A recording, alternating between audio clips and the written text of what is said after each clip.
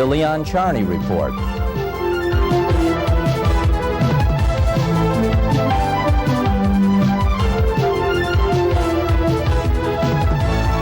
And now, here is your host, Leon Charney.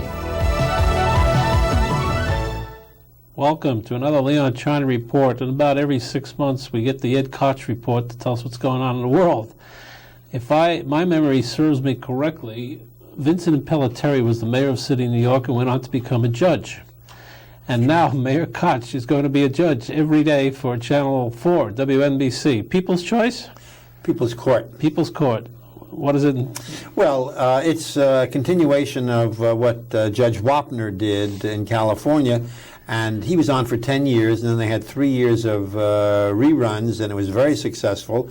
And the producer, Stu Bullitt, decided that they would move it to the East Coast and start it all over again. And he called me up, and he said, would I be interested? And I said, yeah. And he came to New York. We had lunch, and without a tryout, he said, I'd like you to serve in that capacity. And so I'm now doing that. And they had immediate success in getting it booked into 93% of the television market in this country, which is rather high. That's very high. And I've been taping the shows because we're going to have our grand opening on September 8th. It'll be on Channel 4 an hour every day, starting at 3 o'clock in the day. Big commitment for you. Well, I give 2 days a week to taping the trials, which are real trials, real people, nothing phony about them. And they're very interesting. What I do is I get to the studio, the courtroom is set up in a studio, at 12:30 noon, and I work through 7:30, sometimes 8 o'clock at night. Wow. I do 8 trials a day. It's rather strenuous, you remember but I do rules it. of evidence?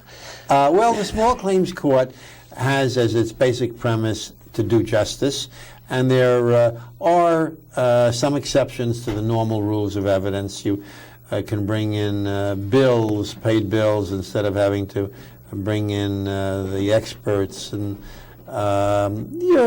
you try to do justice, but at the same time there are some standards, and the plaintiff has the burden of proof to establish by a preponderance of the evidence that they should be awarded a judgment. And so I enjoy it. You have a law secretary, too? Yes, they provide me with a law secretary. So in that context, it's formal. What I do is I try the case. It takes about a half hour each case. Are these real cases? These are real cases that as staff goes out, and with the cooperation of the small claims courts in New York and New Jersey and Connecticut and Pennsylvania, it's the New York region, they ask the litigants if they'd like to appear on television and try their case in the People's Court. And the response they've gotten is, when they tell them I'll be the judge, yes, I'd like to do it. So your ruling is binding on these real litigants? It's even more binding than if they appeared before a judge in the Small Claims Court, because they agree they will take no appeal from my decision. So in a sense, you're a real, true arbitrator. Exactly so. It's a form of arbitration. And I did this, by the way, in 1949, 1950, when I became a lawyer. I volunteered to be an arbitrator on the Small Claims Court, but now I do it, and I get handsomely paid to do it. Welcome, Judge. We have to change your title. All right, the big question in the city today is obviously the police Yeah. and the 70th Precinct. Your readout on the whole thing. Well, there is no question in my mind that the story told by Mr. Loima, the Haitian immigrant, is true. It rings true. I think that Mayor Giuliani has proceeded exactly the way he should, the way I would have had I been mayor. You endorse what he's been doing so far? Absolutely, and so far, the Democratic candidates, they have a right to be critical, but they have not gone beyond the pale. They've not stepped over the border, and that includes Al Sharpton. Whereas when a similar incident, but not involving the police, took place in my administration, 1989, the murder of Yusuf Hawkins, a young black man, murdered by a group of white thugs in Bensonhurst 6 weeks before the primary election. And people say it was that marshaled the forces against me, the black community, others. And so I lost to David Dinkins, the first black mayor of the city of New York. I happen to think that while it had an impact, it did not make the difference between winning and losing. I lost that 89 primary because of longevity. People got tired of me, and they decided to throw me out, and they did me a favor. That's what I want to ask you. And it's retrospectively. You're out since when?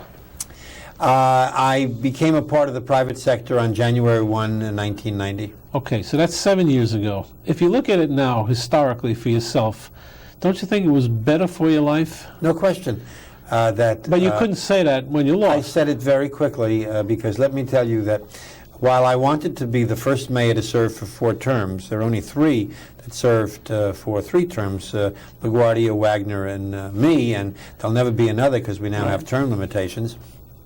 I am competitive. I therefore decided to run for a 4th term.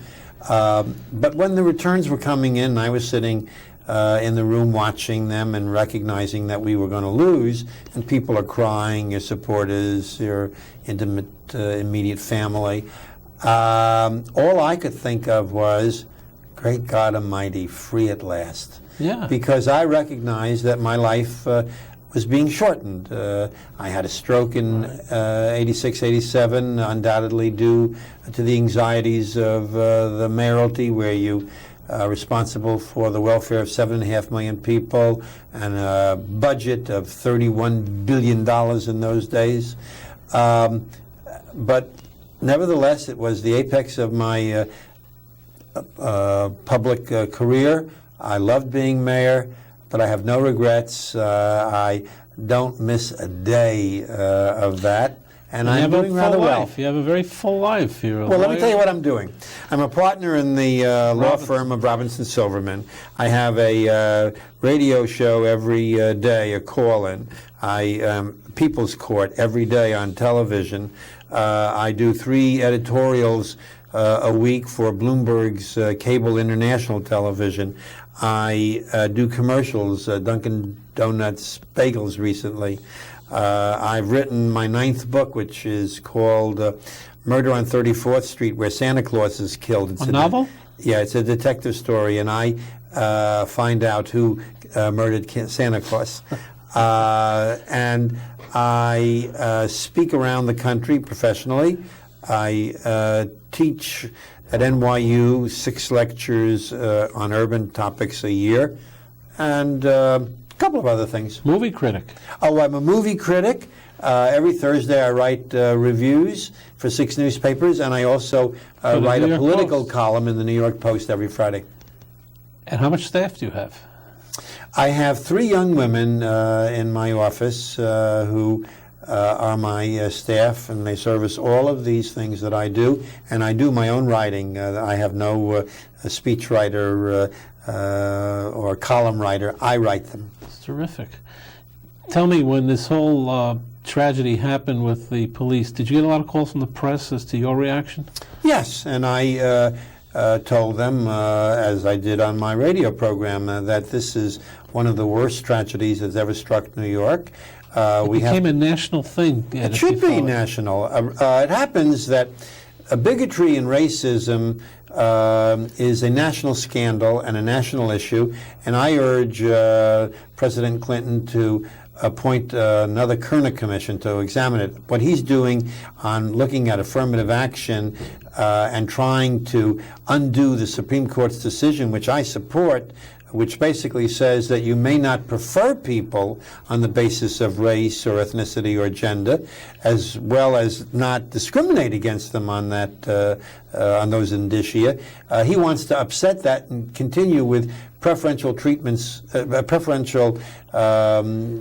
treatment based on race, etc. That's not the way to go. What you want to do is end discrimination, not create new discrimination. I supported Proposition 209 in California, and I think it was the right thing to do. And I'm glad that it's there, and I hope that it spreads around the country. And in any event, the United States Supreme Court is striking down what are called affirmative action programs, which are really quota programs based on race, etc. Instead, the president ought to appoint a Kerner Commission to find out what the state of race relations is in this country. I think it's terrible. And in the city of New York, we've seen its latest manifestation. That was sheer torture that was committed.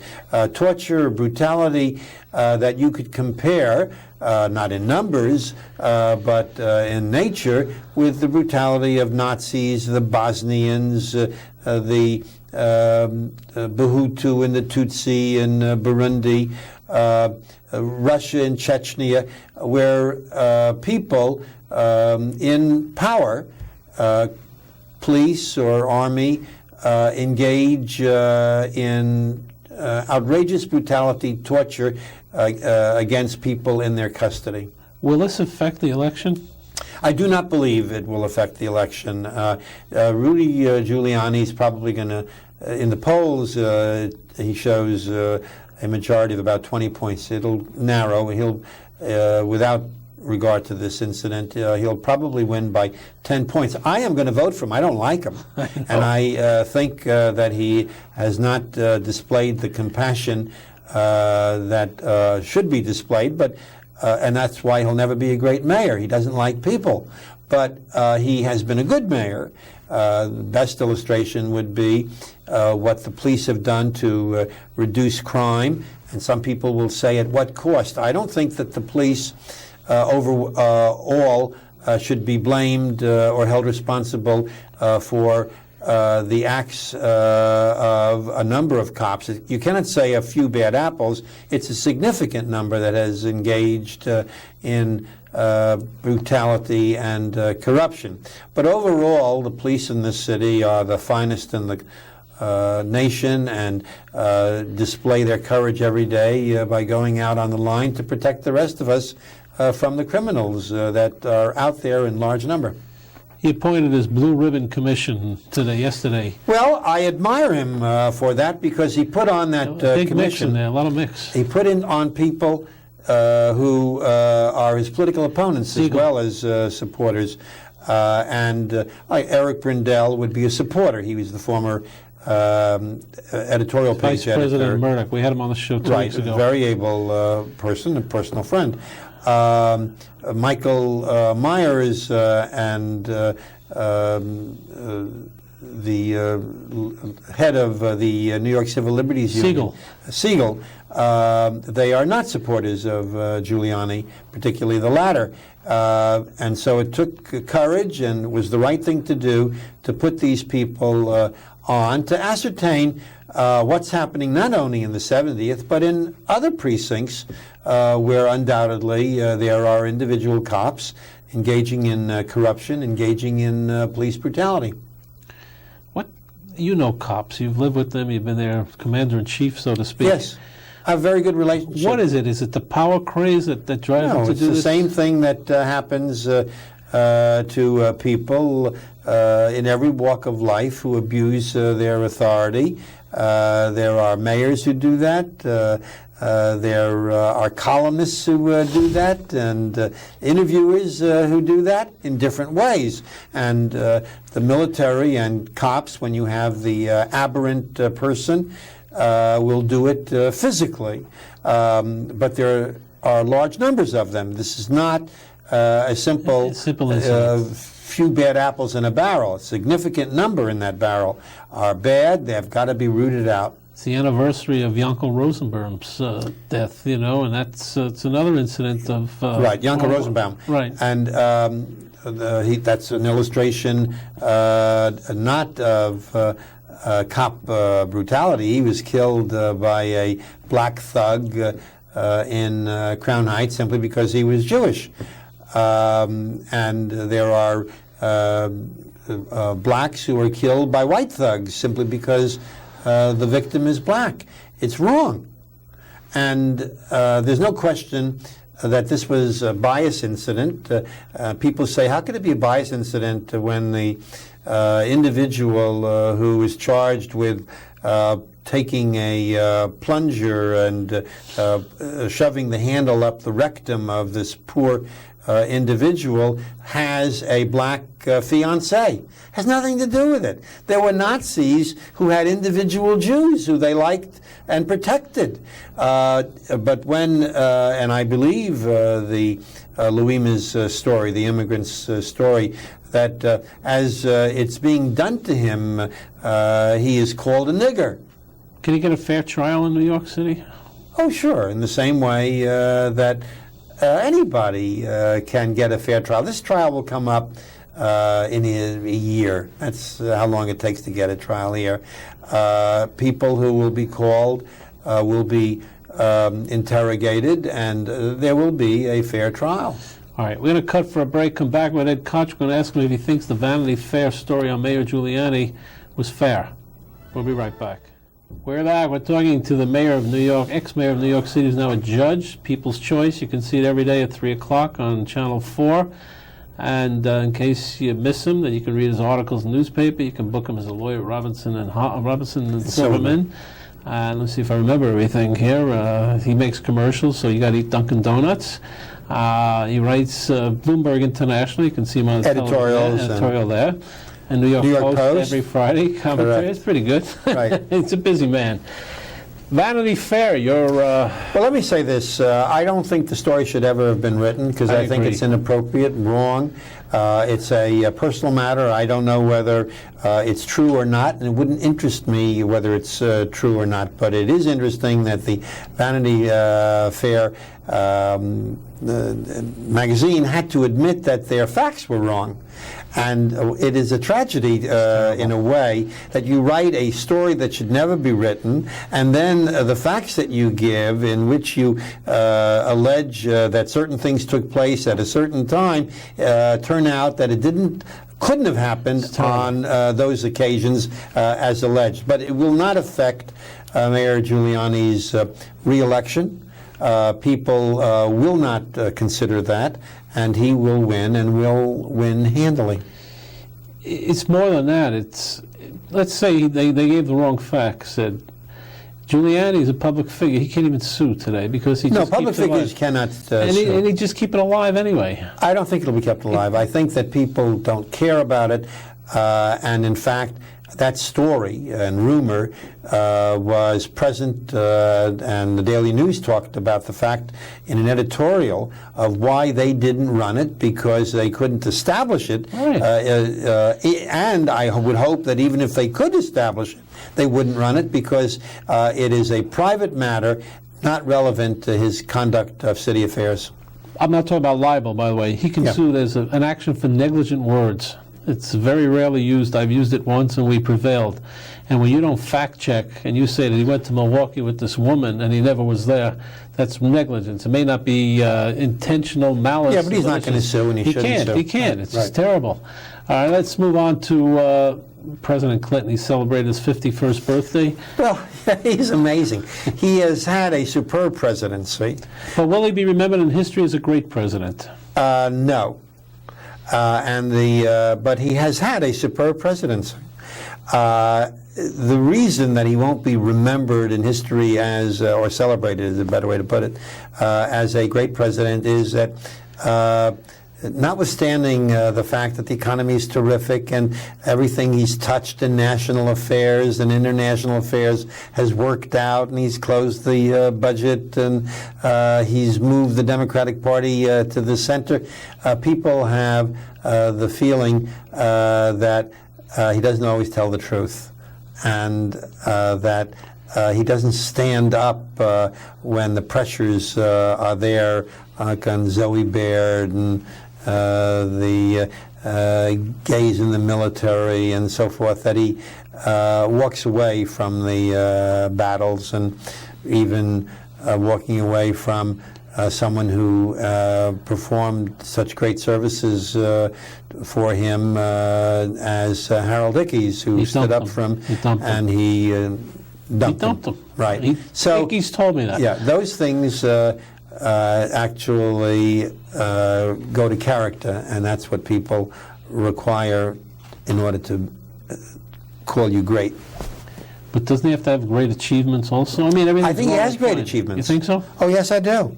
I believe that while I didn't agree with him on Bosnia, it's worked out. I didn't agree with him on Haiti. It's basically worked out.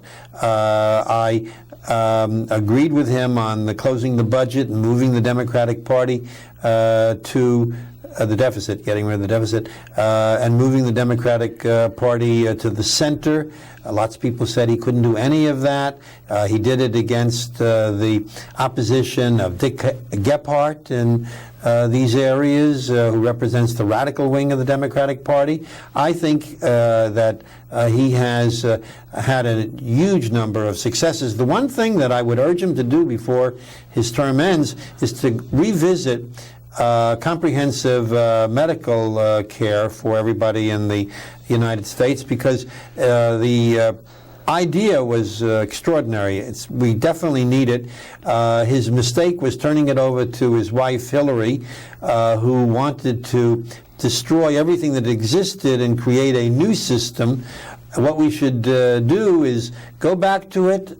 He should be supportive of the government as the single payer, and cover everybody. It's sinful that Senator Kennedy, who in this area has been wonderful, was able to cover half of, and only half of, the children in America who are not eligible for Medicaid and whose parents are too poor to provide medical insurance.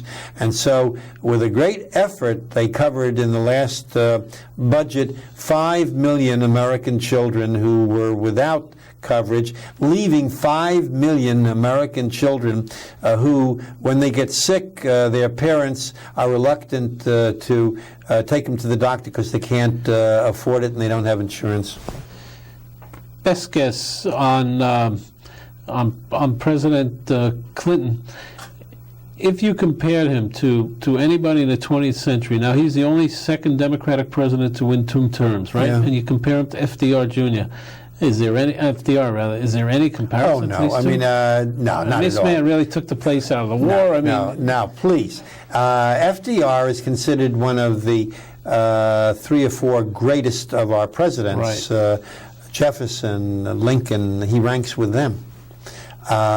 Clinton does not rank with them. You saw Air Force One, the movie? I did. I loved the movie, and I have found that most of the action movies this year have been terrible. But this was an action movie that was very exciting and entertaining. I liked it too.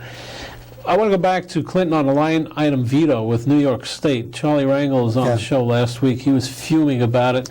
He said he was up there with Moynihan, and he really felt betrayed. Well, let me tell you something. I don't know about betrayal, because betrayal would mean that the president made a bargain with him. Right. But in terms of abstract correct or wrong, the president was absolutely right, and if I were the mayor, I'd be screaming and yelling along with Charlie Rangel, because it helps New York City, it helps the state of New York. But on the basis of fairness, why should New York State be able to do something that is intended simply to get more Medicaid federal funding than we currently get through a budgetary gimmick that every other state is denied doing the same thing by law? And because Senator Moynihan and Charlie Rangel and Alphonse D'Amato were able to slip it into the budget resolution, thinking that once they got it in there, that the president was stuck with it.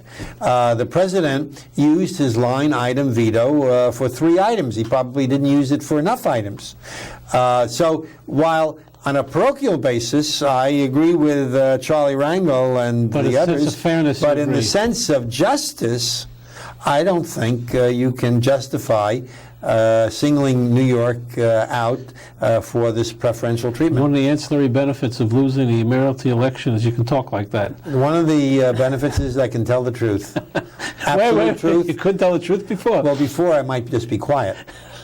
You know what I mean? Yeah, very well. There's no law that requires that you speak out and tell everything you know. So it's interesting. You think everybody losing an election transforms into a... Not everybody. No? I don't know of anybody who has lost an election that has gone on to have a public career, which I am engaged in now. And I'm very proud of it. Carter does it. Jimmy Carter does it. Yes, and the things he does are more important than what I do. But he doesn't do it on a commercial basis, day-by-day basis. The president will call upon him to go to Haiti, to go to China, he's off to Africa or Africa. But that's a particular project. Well, I from time agree to with time. you. But what he's done is built a life, and a very I admire him. Very, very nice. I will life. tell you what I think President Clinton can do to help the situation in Israel is do what Carter did and bring people to Camp David. I believe that he should bring not only Netanyahu and Arafat, but also the King of Jordan. I think Hussein of Jordan has grown immeasurably. When you consider the fact that in 1948, his army destroyed the Jewish quarter of Old Jerusalem and destroyed every synagogue there and used the tombstones of the Jews of 2,000 years ago on the Mount of Olives for lavatories, army lavatories. How he has come such a long way. I was at the funeral for Yitzhak Rabin when his speech was the most important speech delivered, and he talked about his friend and how he would like to die as his grandfather Abdullah and his friend Rabin had in the cause of peace. I think bringing him to Camp David and making him a co-chair, as it were, would enhance the whole process. The Arabs certainly would trust him, and I believe that the Jews would trust him as well because of his record, which he can be very proud of. I will confirm your feelings about King Hussein in a conversation that I had with King Carlos of Spain. You remember the incident when a Jordanian soldier killed some Israelis on the border? King Hussein was visiting with King Carlos, and he got the message while he was sitting with King Carlos of Spain, and King Carlos told me that his face went ashen. He immediately responded like he had to get out of there and get back home, and he felt unbelievable sympathy. Well, he did more than that. He went into Israel to visit the bereaved parents and asked forgiveness. Right. But I got to tell you, Ed, from my sources, and I think I'm pretty well informed about the Middle East, it's not in good shape right now. And one of the kicks from a lot of the people, leaders out there, is that President Clinton is not more involved, and they think he has to get more involved. I believe that the people of Israel would do themselves a great favor if they got rid of Netanyahu. And they can. How? They can if the Knesset votes him out.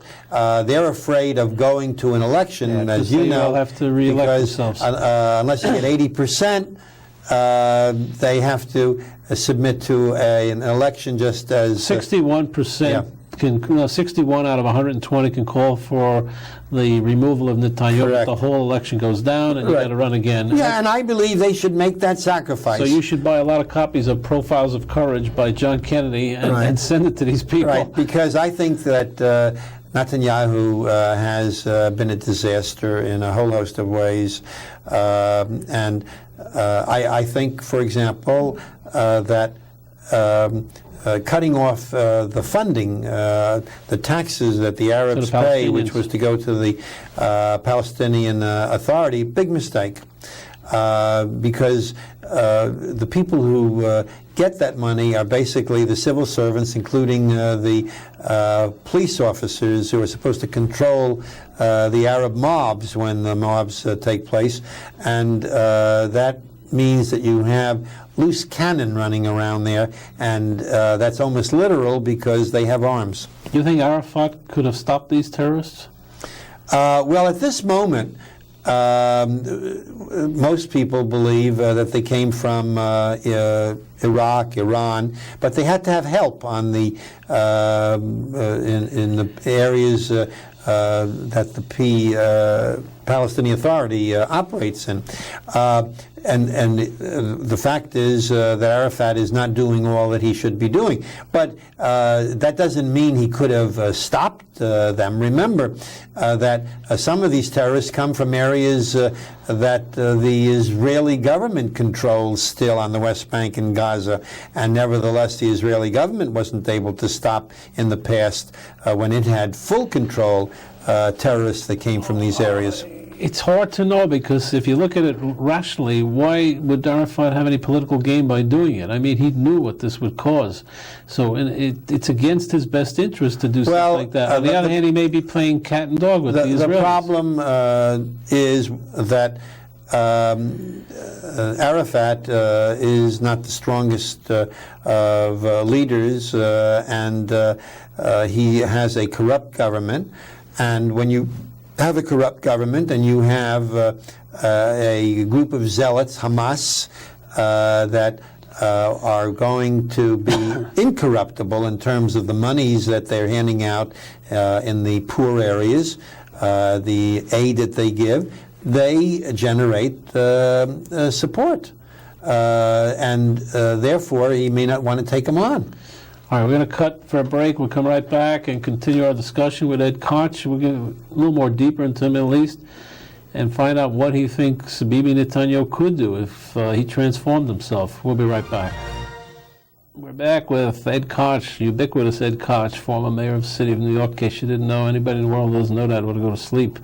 And he's now Judge Ed Koch. Ed, if you were Bibi Netanyahu, this is what I would do. What would you do? I would draw the map on the West Bank so as to include most of the settlements that are there, and I don't remember exactly how much that includes by way of land, but it is not a huge part of the West Bank, because they are, for the most part, in a designated area.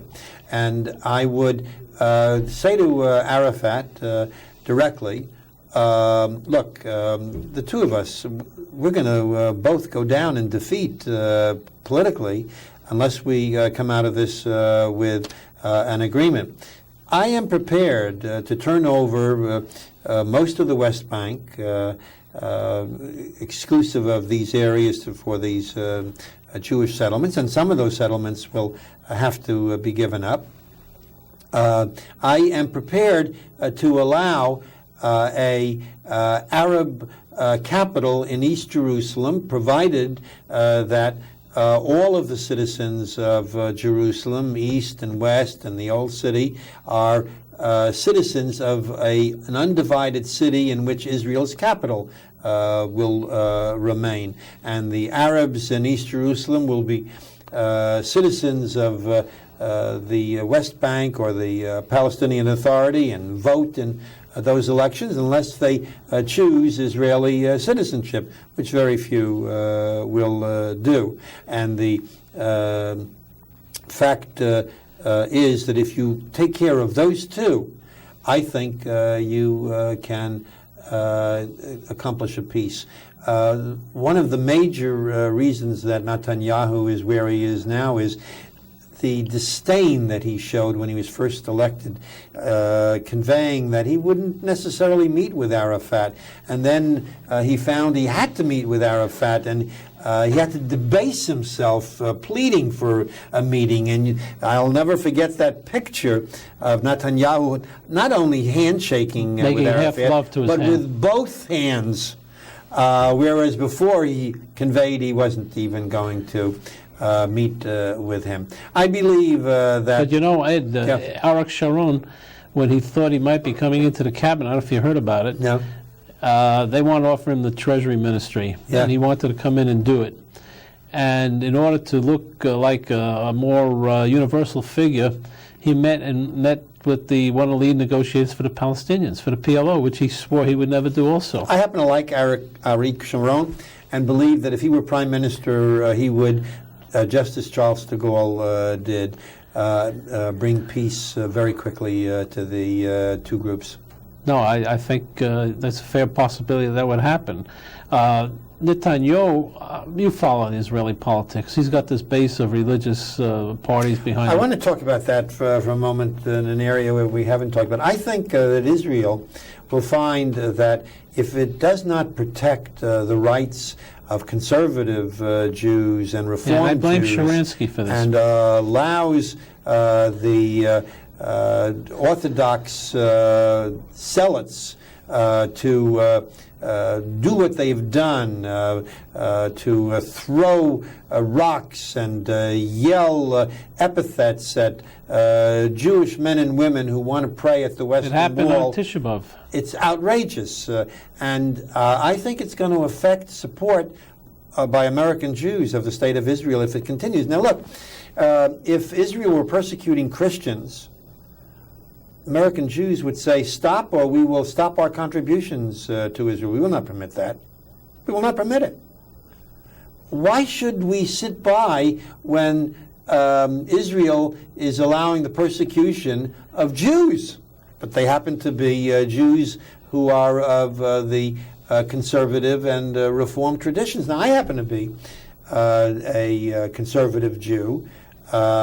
I go to an Orthodox synagogue because I like the rabbi who is there, Arthur Schneier.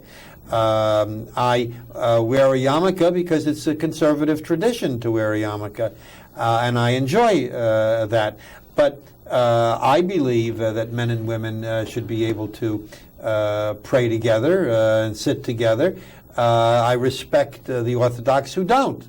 And I treasure the fact that the Orthodox Jews, particularly in America, are making it possible for Jews as a Jewish group to survive because of the number of children they have. They have, on average, 10 kids, and makes up for the marriages and conversions of Jews to Christianity. But I will not sit by and allow the Haredim, the super-Orthodox, to trample on my religious beliefs and the beliefs of people like me. Well, I've spoken about this before on my show. One of the people I do blame now is Natan Sharansky, because Sharansky was assisted in getting his freedom by a bunch of Reform and conservative Jews. I've said it 10 times. Bob Lipschitz, who was Carter's lawyer, and I worked assiduously on this. Carter brought it to Brezhnev at that time. And Bob Lipschitz is a very nice Reform Jew. Sharansky had the ability to stop and to block this. He has 7 seats. Yeah. And he caved in. He became. Well, he was probably given something. He became a Pole. He became a politician. Well, it's too bad, because I liked we all liked him. Sharansky. A.M. Rosenthal was on the show a couple of weeks ago and praised him to the sky. On the other hand, courageous man. Here's a man, right, in the past, but here's a man who can really transform what's going on in the country today. Well, maybe we should blame him, but there are so many more. I don't want to blame him. There are many more that could do what has to be done here, who are sitting quietly by. You mean the Americans? No, in Israel, there are Israeli leaders who should be out denouncing this. I wish that Sharon would denounce it. He won't, because he is the darling of the right wing. Right wing, and it's too bad. Because he's a courageous man. There was a man who was on our shows in the country now called Al Schwimmer. Al Schwimmer he was arrested in 1948 for shipping arms to Israel in the United States. He lost his citizenship. He became a big hero in Israel Aircraft Industries, which is the largest industry there. And he still doesn't have his citizenship here, but he lives in Israel, doesn't worry about it. He's 80 years old today.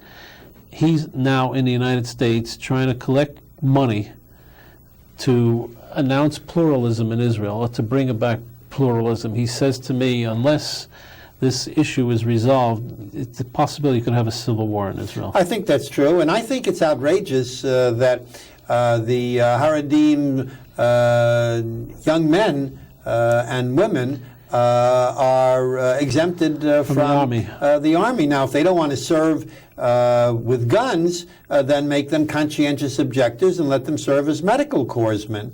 But to exempt them simply because they say they're religious students is ridiculous. Ridiculous.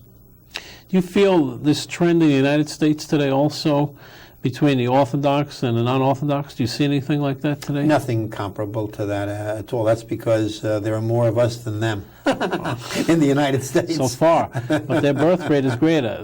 Yeah. There is a lot of, we had the fellow on here, Craig Hurwitz, wrote a piece for New York Magazine about the disappearance of Jews about 5-6 weeks ago. I don't know if you saw it. I didn't see it. Anyway, the thesis is that the Haredim will take over basically the Jewish nation or Jewish people. They'll become like the Quakers and the Amish, and 50 years from now, assimilation is taking over, and Jews will disappear because it's so good in America. I don't think that, in fact, will happen. There is, by the way, a wonderful film on the Hasidim. A Life Apart. We had them on the show 2 weeks ago. Right. It's I gave terrific it a very good review. It's a terrific very film. Good. And what was so interesting was that the Satma supported A-Beam in '77 when I ran, and immediately after he lost, then they called me to come down, and they gave me a cake, and on the cake it said, "Satma loves you." Okay. And we had a nice relationship. The Lubavitchers supported me in the same way and every time thereafter. But the group that supported me in the primary was the Bubov. The Bubova. Bubova. And there was a This scene. fellow is a Bubova Chassid, the guy who did the film. Well, okay. And the Bubova Rebbe, Halberstam, I think his name is, every Simchas Torah dances with the Torah. And I went there, and it was such a wonderful sight to see him dance with the Torah. And in the movie, he dances with the Hasid groom. What do you call the groom? Chatan. The Chassan. The Chassan. Chatan is Hebrew. Oh, okay. The Chassan. I didn't know. Chassan, I know. And he dances with the Chassan and brings him to the Kala. The Kala, right? And it was. I so loved it. Yeah, they were on the show, both the fellows, and it's a beautiful film. It's doing very well, by the way. Yeah, it's down at the Quad, and it's really worth seeing. A lot of interest in that film. Yeah. The Jews in America are stating to us, at least, that they are not going to fund Israel as much as they did, like you said before, and it's really starting to have an effect. I think it will have an effect, and I think this is the time for Barak, who is in the lead, by the way, the Labor Party nominee. I think in the last poll in Mariv showed that he would beat Netanyahu in an election, and I hope he would. He should say that if he is the prime minister, he's going to do the following. He is going to make sure that there's no discrimination in terms of rights on the part of the conservative and reform traditions of Judaism, that all young men, irrespective of whether they are religious or not, will have to serve in the IDF. They don't have to serve if they want to be conscientious objectors on religious grounds. Then they have to serve in the medical section of the IDF. I think if he did that, and also came out for what Ben-Gurion originally wanted, which was direct election of members of the Knesset, as we have direct election of members of Congress in the United States instead of a party list. Do you think the United States can really help at this point? Oh, yes. And I think that President Clinton has been the best president that has ever worked with the State of Israel. Very supportive. You're right. But I want to give him all the credit but you know, he they're deserves. starting to make a tax on him now. Well, have you seen it? You can't satisfy some of these dopes. You can't. I mean, first you have to understand the United States has an agenda which should not be or cannot be always in direct alignment with the Israeli agenda. We're not joined at the hip. And nevertheless, I am proud of the fact, as a Jew, as an American, love my country, love the Jewish nation as well. I'm proud of the fact that President Clinton has been the most supportive American president in the history of the United States vis-a-vis the State of Israel. Well, we'll take a break, and we'll come back and ask Ed Koch what kind of mail he gets when he writes columns about how to solve the Jewish problem. We're back with Ed Koch. So, Ed, if you write a column saying that the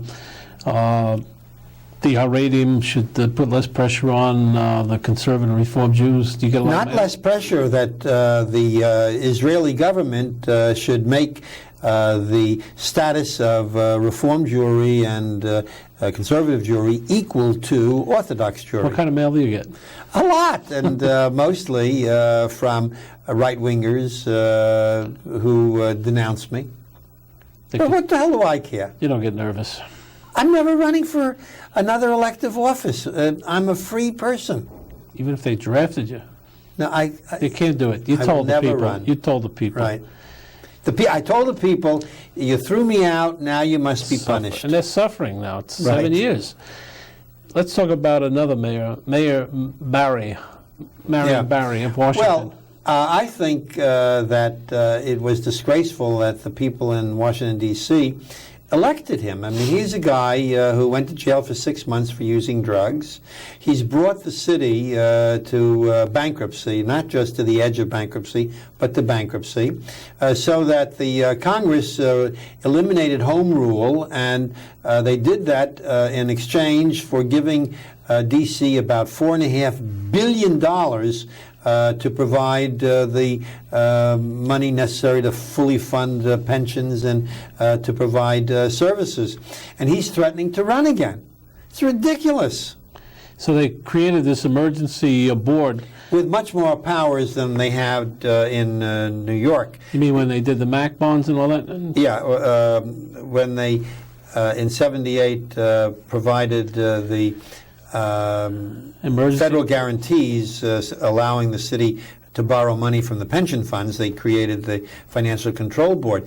But it was powerful, but not at all as powerful as in D.C. In D.C., the board appoints most of the commissioners and every contract. And I mean, the city no longer has the ability to run itself, and it was removed because it couldn't run itself. And imagine, they were lobbying to get 2 senators. Imagine that. Now, what should happen is that Eleanor Holmes Norton, who is the delegate from Washington, D.C., she should run for mayor. She's very competent, she's very able, and she originally urged that the Congress take over rule in exchange for providing these monies, but now they're threatening her in D.C., and so she's changed her tune, which is regrettable because it doesn't show the courage that she normally has in any matter. And I would hope that she would run for mayor. Do you talk and follow mayors today? You're really out of that game. No, I'm out of that. I don't go to the mayoral conferences, and no, I don't. The feeling is that what the Congress wants to do is to turn back a lot of money to the states and the cities to administrate and get the federal government out of it. Is that a good idea?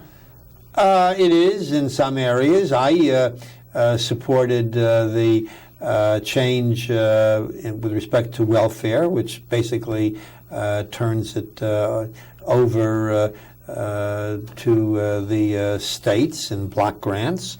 And I believe it's had a very positive effect. Now, there are things that are wrong with it, which should be corrected, just as there were things that were wrong with the legislation on dealing with legal and illegal aliens. They removed benefits like SSI and food stamps from legal aliens that have been in this country 50 years maybe. And it should never have happened. It should have all been done in terms of removal of grants prospectively to new people who came here. They should know that you can't go on welfare for 5 years because there's a sponsor that you have to look to who said that he or she would take care of you if you ever needed help. But there was no such legal liability before the new law, and therefore it was unfair to say to someone who had SSI or other welfare benefits, we will not provide it anymore. And as a result of recognizing the unfairness, they changed the law recently, and people who were going to have their SSI benefits terminated are now going to receive it. Is there a trend, though, do you think, in the United States? Well, if you have a Republican Congress, there has to be that trend, doesn't it? Well, it's very much like what they're doing around the world. In Great Britain, they're doing the same thing. They're going to have a Scotch right, exactly. Parliament, Exactly. Parliament in Wales, Right. that will, in different areas, govern. I'm for that. I'm for that here in the United States. I believe in the fundamental principles, which some would say are conservative. I call them liberal. If something works and is good, I call it liberal. Why should I let the conservatives take care of it? So when I take the position that the least government is the best government, I believe it, but there are areas where you must have government. I believe that when you say to people, you have to do your share, that's liberal. That's not conservative.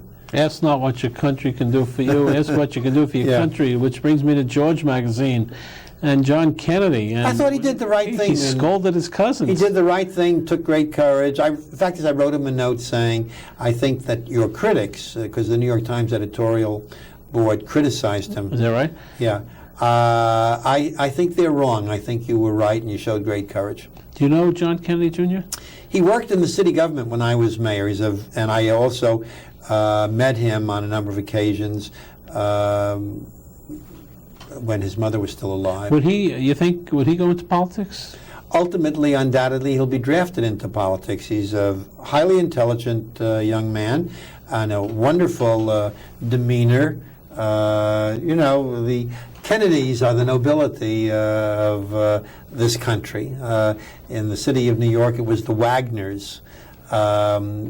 I like John Kennedy, and someday he will hold high office. You believe that? Yes.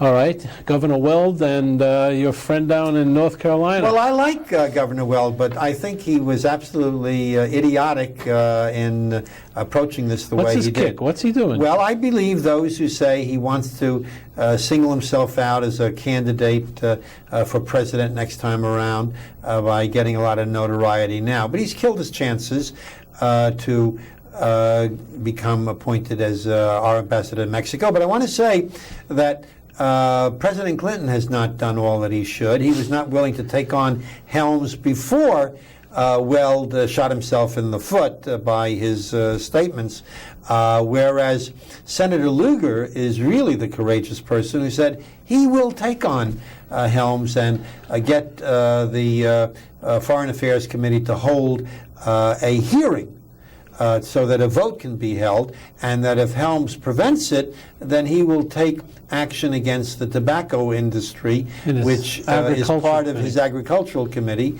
and he's the chairman there. How much power does the chairman have? Apparently enormous. Well, when I was there, it was more silken glove.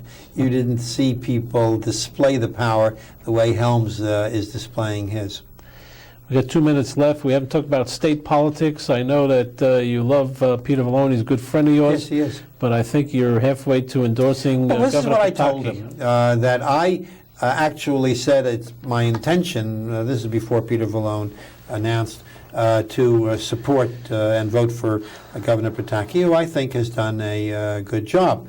But when Peter announced, I said it's going to give me a lot of agita because I love Peter Vallone. He and I were partners when he was the speaker and I was the mayor in government.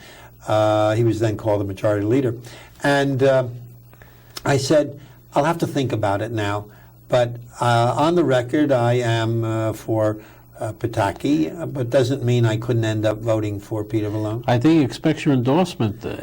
Well, it would be very difficult based on the commitments I've made publicly, not to the governor personally, and I don't owe the governor anything, and he doesn't owe me anything, but I have made the statement. All right, we'll stick with Pataki for the time being, and we'll see you next week, and get another report card from Ed Koch in about 3 months.